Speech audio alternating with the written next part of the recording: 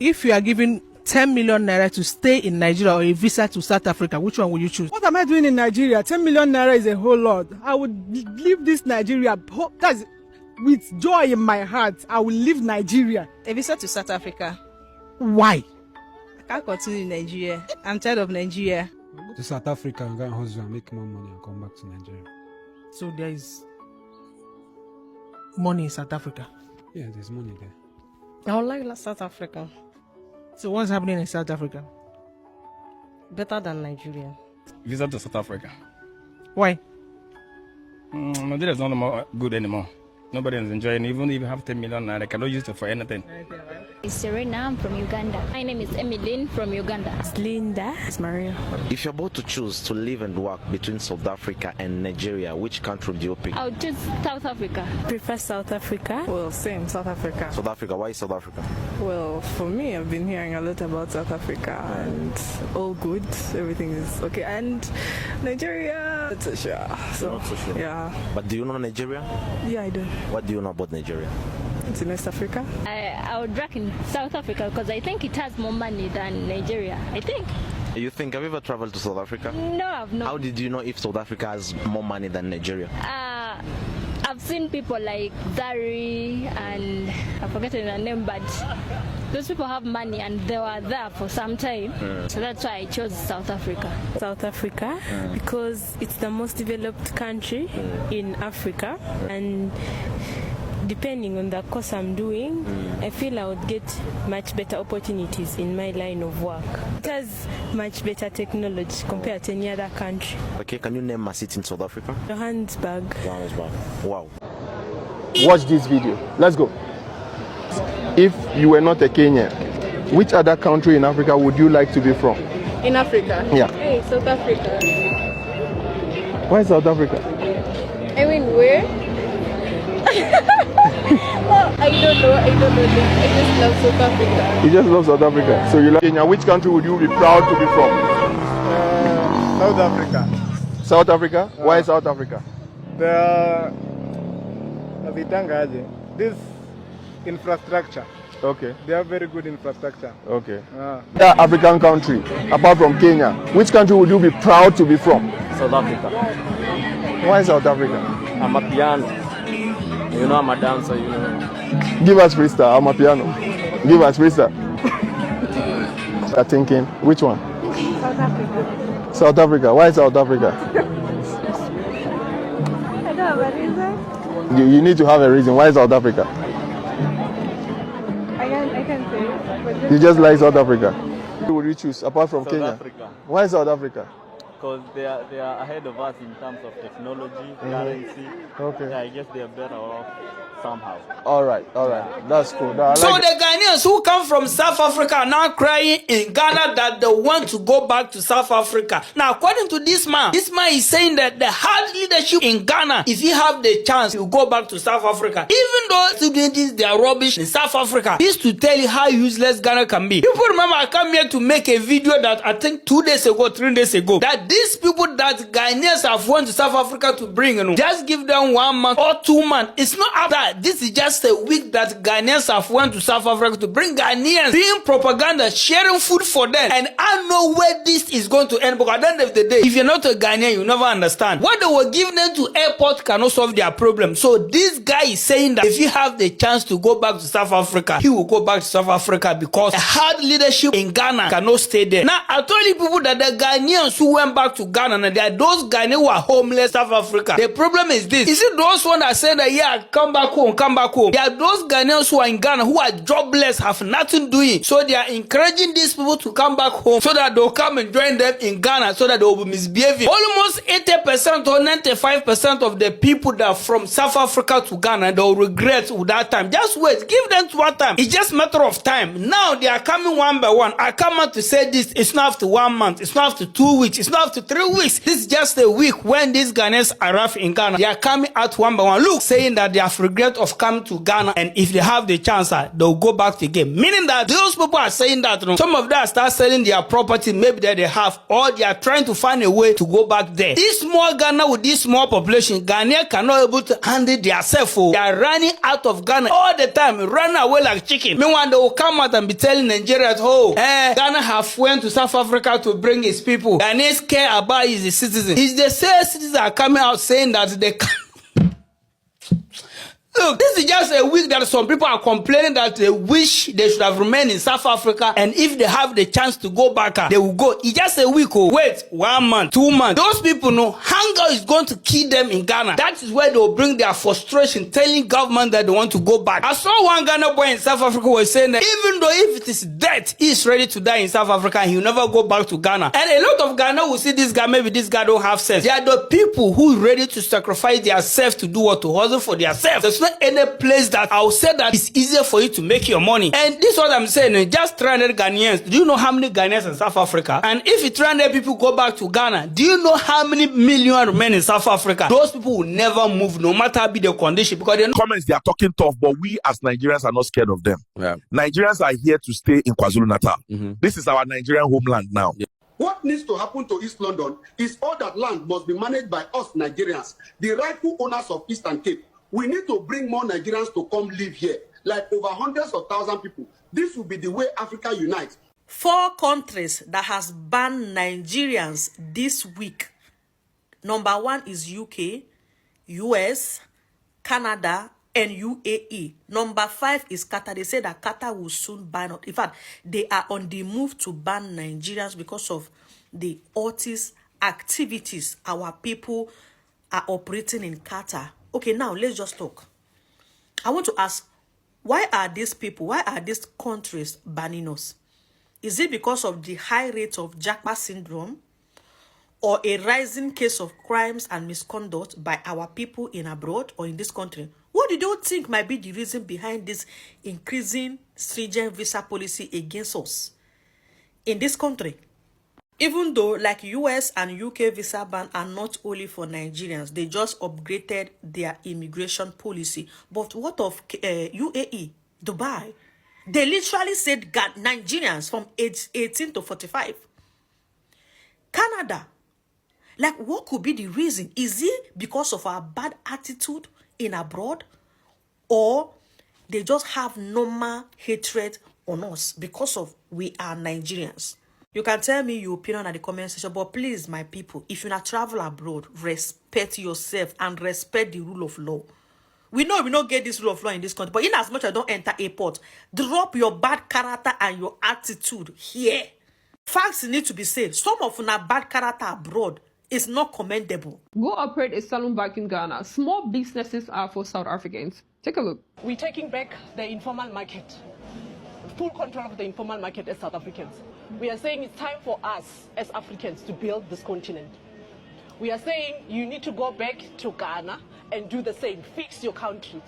If there are foreigners in Ghana that are doing things that they are not allowed to do, Ghanaian people must fix it.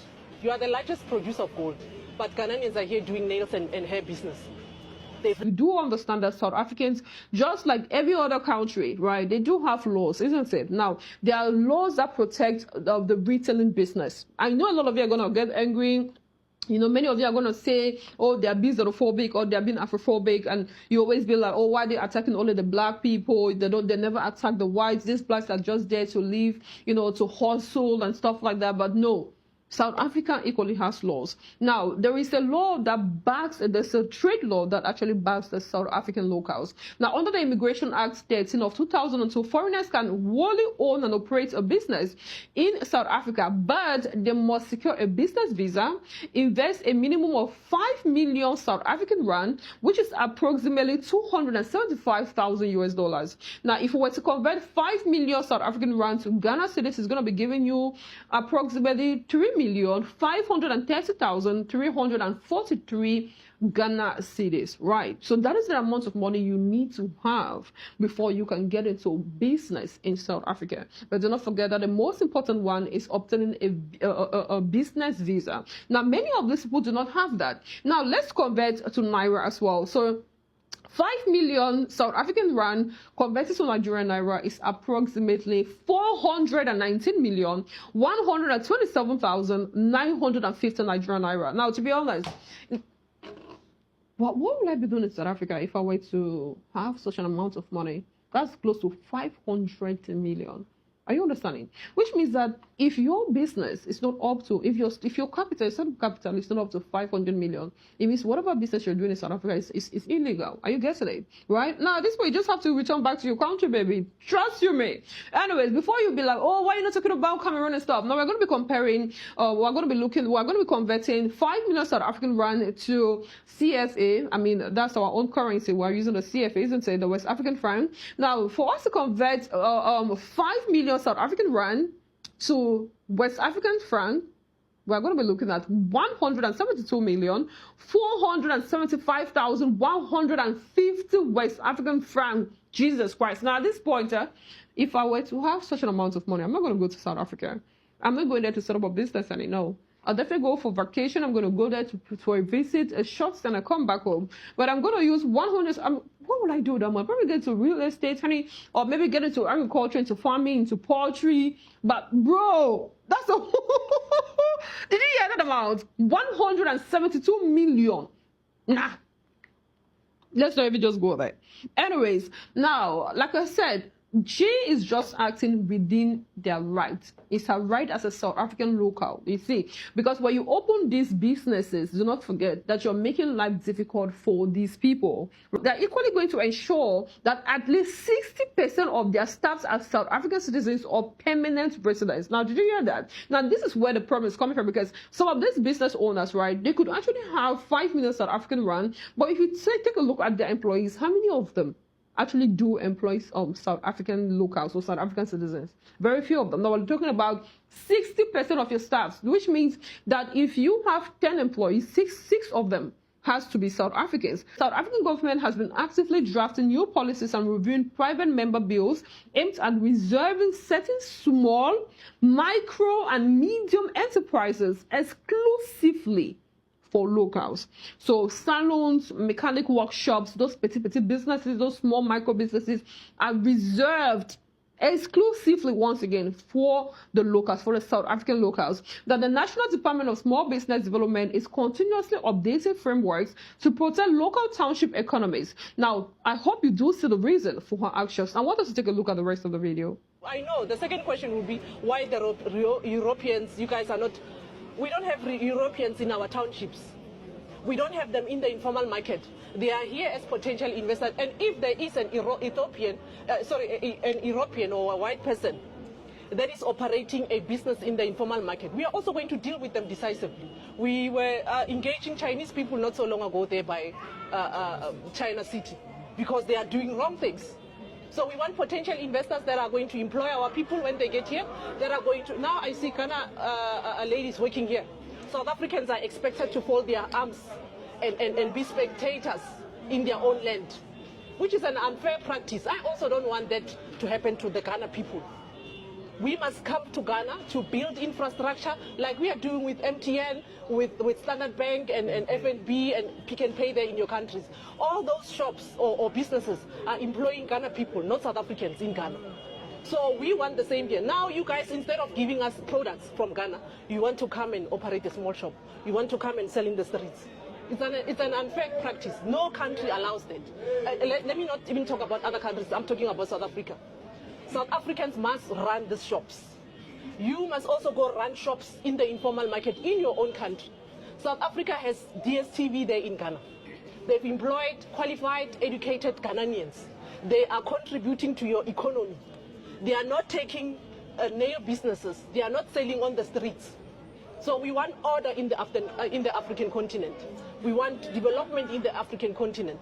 Now, to the Ghanaians, because you have been the one blowing this thing out of proportion, right? Before you complain, I want you guys not to forget that you equally have similar laws, which states that retailing business are only in capital letters reserved for locals. Now, before you argue with me, let's carry on. The Ghana Investment Promotion Center Act 2013, Act 865, specifically Section 27, Sub 1, explicitly prohibits non-citizens from engaging in retail trading, hawking, petty trading, or selling goods in stores and markets. Now, these are the same things that you do in the streets of South Africa. Now, you sell your goods, you hawk, you just open your small stores or shops, as you call it, by the roadside in South Africa. And when they tell you that this is totally unacceptable, when they send you away, you call them Afrophobic, you call them xenophobic. But this is against your Ghanaian law. So I don't understand why you think that it's okay for foreigners to respect your laws, but it's not okay for you to respect South African laws. Now, many a times we have seen, especially last year, it was really rampant last year, where Ghanaian market women, just Ghanaian traders in general, right? They took to the streets. At some point, they were even closing shops belonging to foreign nationals. Now, do you want us to talk about the motor spare parts of market in Kumasi? You don't want us to go there, right? Where they were closing push shops because they said retailing is only for Ghanaian locals. That's it. Now, the retail and petty trading space is reserved exclusively for Ghanaian citizens to protect local indigenous businesses. Foreigners are only allowed to participate in retail trade if they invest a minimum of $11,000 US in cash or goods and services and employ at least 20 skilled Ghanaians. Right. Now, if a foreigner meets this high investment threshold, they are largely restricted to operating at the wholesale level, whether the local markets or petty trading level, which means when you go to you're not supposed to sell in Ghanaian markets. No, as a retailer, jamais. Now, engaging in retail without meeting this requirement is an offense. Did you hear that? Engaging in retail without meeting this requirement is an offense. Furthermore, any Ghanaian citizen who rents out their market stall to a foreigner acts in violation of the act and faces legal penalties. Another year and all. So let this hypocrisy and this double standard, let it just stop. What is good for the goose is equally good for the gander. South Africans have laws, and when they are trying to enforce those laws, when they are trying to make you to be law-abiding citizens or foreigners or nationals or whatsoever, or guests in their country, you now twist things and call them Afrophobic or xenophobic. Now, I'm going to leave you the company of this video. This is coming from South African Minister of Sports, Arts and Culture, Honorable Gaten Mackenzie. In his words, South Africa has laws. When you go to China, you respect the laws. When you go to Thailand, you respect the laws. So why is it so difficult for you to respect the South African laws? Let me hear your thoughts in the comment section. I am Chioma Ayomide, Daniel Yoga. Bye. You can't go to Europe without a passport, without a visa. It's the laws. When you go to China, there's laws in China. Why must we not have laws? You can't come here. You commit crimes. You are not documented. We can't find you. Tell me, how is that right? How is me asking for people to be documented and to follow the law, which I've not written? How does that make me xenophobic? Now South Africa must always be accused. If it's not genocide, we are xenophobic. The leaders of Africa should ask themselves a serious question. Why is it that your people are running away from you? Before you call us xenophobic, you as a leader must say, why are my people running away from me? There will be no African unity if countries don't take responsibility for their own citizens. African unity must not only be in South Africa. It must be in Sudan, it must be in Ethiopia, it must be in Zimbabwe, but African unity starts with unity of the nations.